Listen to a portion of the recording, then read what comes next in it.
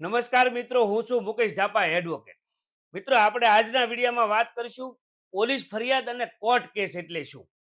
સામાન્ય રીતે લોકો જેની ઉપર ફરિયાદ પોલીસ સ્ટેશનમાં કરી આવે એટલે એવું કહે કે મેં આની ઉપર કેસ કર્યો, અથવા તો લોકો એવી વાતો કરે કે આ વ્યક્તિ ઉપર કેસ કરી દીધો. કેસ નથી એને કહેવાતો, એને ફરિયાદ કહેવાય છે. ફરિયાદ એટલે કે કોઈ વ્યક્તિ સાથે મારામારી થઈ હોય, છેતરપિંડી થઈ હોય, કે કોઈ ધમકી આપી હોય, બળાત્કાર થયો હોય, કે કઈ લૂંટ થઈ હોય, એમની જાણ જે પોલીસને કરે ને એને ફરિયાદ કહેવાય. એટલે પ્રથમ માહિતી પોલીસને આપે અને પોલીસને એમ લાગે કે આમાં સામાન્ય રીતે ગુનો બને છે, તો એ એફઆઈઆર દાખલ કરે છે.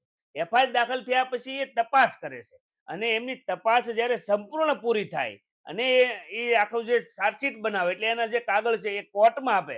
કોર્ટમાં જઈને પછી એનો કેસ પડે છે, એટલે પછી કેસ દાખલ થયો કહેવાય. ત્યાં સુધી તો માત્ર ફરિયાદ થઈ કહેવાય. એટલે જ્યારે એની ઉપર જે ફરિયાદ દાખલ થઈ હોય એ ગુનેગાર નથી, એ માત્ર આરોપી છે. એટલે કે એની ઉપર આવો આરોપ મૂકવામાં આવ્યો છે કે એમને આ ગુનો કર્યો છે. હવે ગુનો કર્યો છે કે નથી કર્યો એ કોર્ટ નક્કી કરશે. એટલે કોર્ટની અંદર કેસ ચાલે.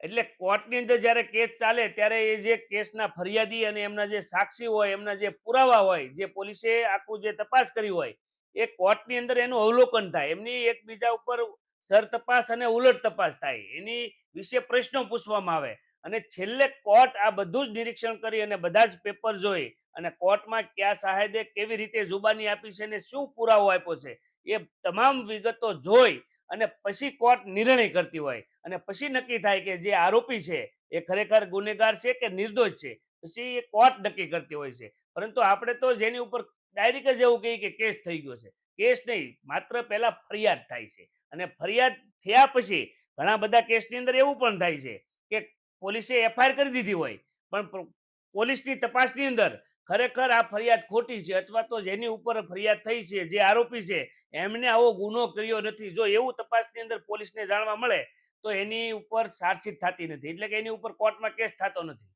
એ કેસ ત્યાં પૂરો થઈ જાય.